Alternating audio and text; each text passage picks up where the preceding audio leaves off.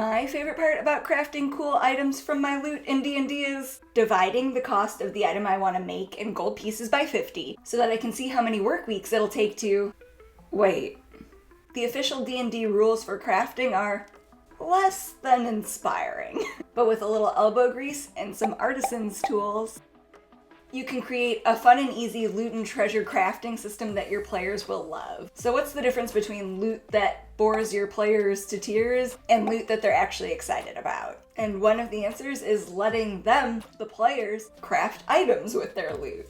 If you've ever given out some loot to your players only to have them turn around with a question about making a flamethrower out of that fire potion you gave them, then crafting might be the answer for you. Before you start with crafting systems though, you need to think about why your players want to craft items. If they're asking you if they can make a spell trap item or upgrade their weapons, these aren't just random requests. The first rule of crafting is making sure players get items they actually care about. Does your player want loot that helps with their progression, especially between leveling? Are they looking to feel stronger during encounters? Or are they looking for the little dopamine boost that comes with learning about a new way they can deal with problems? Are they mostly interested in story hooks and quests that come with potential treasure? Is the special ability of the sunsword they found cool, but the journey that it took them to find it, and what it means for the story, the player's primary drive here? Or do they look forward to the story of how they studied under Vilmar, legendary dragon slayer who retired to live secretly as a smithy? Is it because when they craft items, they want to see what kind of hard choices they're going to have to make? Or is it because it utilizes certain choices they made during character creation, like picking between alchemist supplies and cartographer's tools? Players like to pick things that they feel are cool or useful.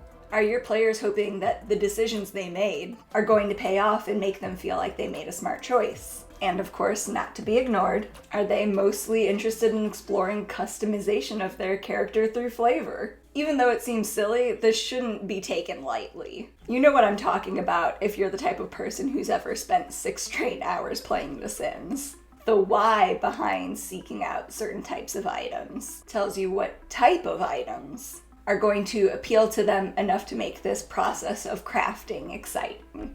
Once we know what type of things that the players want to craft from their loot, how do we make the actual crafting system fun?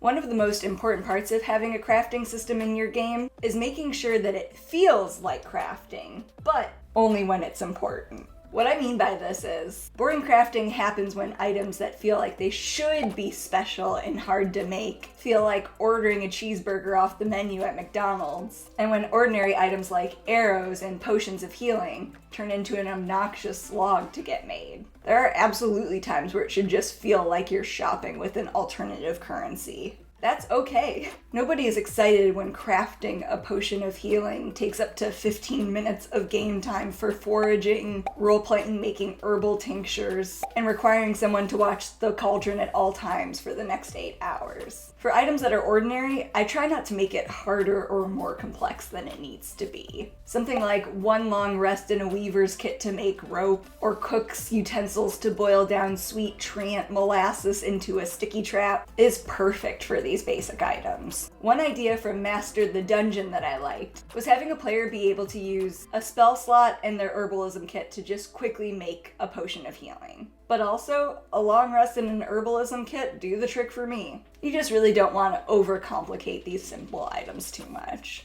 A potion of Storm Giant Strength as a player tries to hold the gate doors closed during the Siege of Gondor. Making something like that needs to feel like it took effort. It needs to involve seeking special ingredients, maybe needing to convince a Storm Giant that your cause is worthy, with the risk of not being able to. Perhaps having to find someone with much greater skills than you do to actually make the potion. It should feel as big and important as the item is. One of my players is currently working on a cloak of invisibility, and it's gonna take a while to get all of the components. I had a powerful Archfey Weaver agree to help create it if the character could collect the hide of a creature from the Underdark, the hair of a unicorn. They have one they see in their dreams, so how will they find them in real life? And most importantly, the hide of a celestial. And that one's gonna definitely be the trickiest bit. depending on how impatient they're getting, they might be spurred on to killing an innocent angelic creature. Can they do that? Never underestimate your players. And then what happens if they do that? There's a lot loaded into this one. And that's because it's a wondrous item. It shouldn't just be handed to them. And actually, it wasn't my intent to hand that to them at all. Rookie DM mistake. Not preparing random loot so that you know what items are appropriate to give out to your players. That way you can avoid campaign derailing ones. Lesson learned. Another important feature of a fun crafting system is that the players should be able to craft useful items from their loot. And there are two types of useful. There's useful in general and soon to be useful. Things that count as useful in general are things like potions of healing, simple spells, basic weapon upgrades, stuff like that. Items that are soon to be useful are items that are related to encounters you're planning. So you know what these useful items will be. Put those items in front of them instead of random shit. So when I implement crafting rules in games, I give my players item handouts and I create a menu of things they can craft with their expertises and toolkits, as well as what they can have shopkeeps make for them. And you can actually access these for free in the description below. That way you can kind of get an example of how I create these things. And the cool part of crafting like this is that you help control what the players have access to in a fun and sneaky way, instead of presenting them with weirdly barren shops. That way, if you know your players are likely to be fighting a bunch of monsters with fire vulnerability, or they might need to be very, very quiet to sneak through that cave full of cloakers, or know that they have a tendency to want to sneak into the mansions of other NPCs in town, you can make sure that they have options to get items that will be handy in these scenarios. And trust me, I know encounters can change, especially as a session goes on. But if you know your players well, a lot of times you'll be able to guess what brand of chaos they're gonna get into. But nothing sucks the fun out of crafting quite as much as preparing for a quest that's going to take you through the 9 hells, only to find out that you, the DM, decided to make it all ice themed without telling them. So make sure to give them item options that make sense. Another part to remember is that crafting is only fun when it's linked to the story. And there's a couple of ways to do this, but keep in mind that in D&D, it's rarely the actual act of crafting that's fun. It's the things that you encountered in the process, what you had to go through to make that item, or what you did with that item. It's not the fact that you finally had all of the parts to make the Sword of Suffering. It's that the PC that was your character's best friend had to sacrifice themselves so that you could get the final gemstone and finally forge that sword to save the city from certain destruction. So one way to make sure you have it linked to the story is to always keep in mind how this item will be used, why it would be needed, or what it'll take to get it made. Another way to tie it to the story is to have items tied to either NPC quests or training milestones. These are story hooks that often start with the statement, "I'll do this for you if." In the case of NPC quests, this creates more interaction with the world around your players, and also helps differentiate between crafting with toolkits as adventurers and shopkeeps and artisans. Because the more impressive the item, the more likely it is that your players will need help in getting it created. Once in a while though, you might have a player that wants their character to learn how to be a smithy, so they might request to train under that former dragon slayer I mentioned before. For moments like these, I like them to be more roleplay oriented and less mechanical. I have yet to play a game where the mechanical portion of training and mentorship was the fun part. But when you keep it story focused, there's usually storylines that can help make the flavor of waiting on those new skills to develop a little bit more fun. So I'd think about what moments make you feel like a smithy. Is it when your grouchy mentor lets you know he's going to be gone for the weekend and needs you to mind the forge because there's a few orders left to fill? And naturally they won't be role-playing, sitting there and filling orders. But now they feel like they've earned some trust and respect from their mentor, and you know just where to drop some story hooks. In addition to being linked to the story, crafting is so much more fun when it involves actual choices instead of the illusion of choice. If one item they can get in the store is super best powerful sword upgrade, of course they're going to pick it. It doesn't matter how cool the other options are in terms of flavor, if there's one very obvious best thing. So creating items that do very different things, like a sword that helps you hit more often versus shoes that make sneaking past enemies a lot more easy, but are items that are otherwise on the same sort of power scale, are the type of items you want to be going for. Another way to create actual choices is to take a loot item they have a limited amount of and give them several ways that they could use it. With their 1 yard of silk, do they want to make a cape of billowing, a bag of holding, or gauntlets of missile snaring? If they can only get one of these items, they're definitely going to be debating the merits of each for a little bit. Another way to make players feel like their choices actually hold weight is to make sure you make their artisan's tool choices count. Now, a lot of times this is a meaningless choice in most D&D games, so if you want to implement this, it's probably best to make sure each person is happy with what they have first, but you don't want to let the person who took proficiency with herbalism kits roll to forge swords. That is, unless they want to find a mentor and start training in this. But it makes crafting choices seem pointless if everybody can just do everything. Spelling out types of things that players can do with each kit will help them funnel their talents, as well as figure out what sort of crafting options you need to provide them with.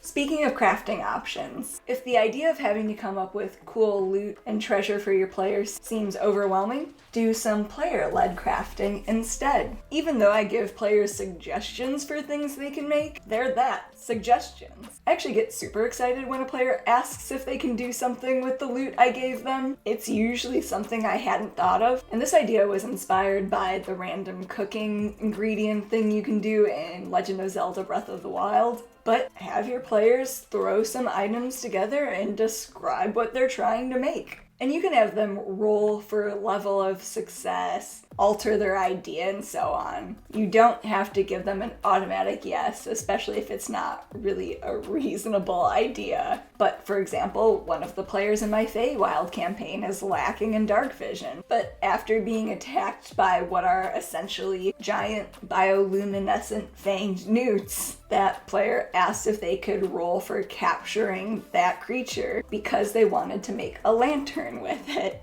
They had rope, sticks were plentiful, and they got the success to capture it. The stipulation that I added is that he has to feed it every couple of days, otherwise its light gets too dull. But that lantern made from a newt is probably not something I would have bothered creating a menu item for them to choose from. So this is your reminder that your players are the ultimate authority on what they want. And again, just because a player asks for it does not mean that it has to be an automatic yes. And I pretty much always agree to anything that's just basically reflavoring. Switching an effect from ice to water is rarely a big deal, but if they're asking for something more complicated or with more rare mechanics, I'll usually ask them to roll based on how much fancier their request is compared to the items I've been kind of helping them come up with. So I'll set a super low DC for something that's pretty basic or common, or something with a small boost. Then I up it for special items, or even go with high or impossible level DC items for ones that I let them know they cannot make more than likely without a lot of help. This way it doesn't seem like I'm making kind of completely arbitrary about what player gets their idea greenlit. And even though I think the crafting rules in Xanthers are a little lackluster, I do like the complications roll table. I think that complications that don't mechanically penalize players for trying to do something cool are a lot more fun. So go take a look at their ideas and then come up with your own roll table that makes sense and is tailored to your campaign. Oddly enough, I think the least important part of crafting in your D&D game is what system you actually end up running with. And to be fair, if your campaign or a big section of it revolves completely around monster hunting, instead of it being like a little mini game you do, then the rule system you choose will probably matter significantly more. But the two big ones I like are Eliana's Guide to Monster Hunting, and Amelwin's Guide to Monster Hunting. And both of these use a DC roll and monster part loot table. But I've even seen systems with nondescript parts, where if you roll a 10 or higher, you get 2 hides and 1 set of claws. So there are plenty of ways to do this. I use a very simplified version of Amelwin's though, pretty much only keeping the concept of number of parts available for harvest, a DC to hit, and different specific monster parts. And these include components like fangs, claws, horns, eyeballs, tongue, liver, and so on. But I also create a perception roll table for plants, fungi, produce, and found objects. Again, you can see what monster loot and nature loot items my players find, and what items they can craft from that loot if you click on the link in the description box below. But if you're not doing an entire monster hunt style campaign, my biggest tip is to keep it simple and keep it story oriented. Hopefully you enjoyed this video. If you did, please like and subscribe. And if you have a monster you'd love loot ideas for, let me know in a comment down below and I'll help you out. And if you like this one, make sure to check out my video on how to make world building matter to your players by tricking them into doing it for you. Bye guys.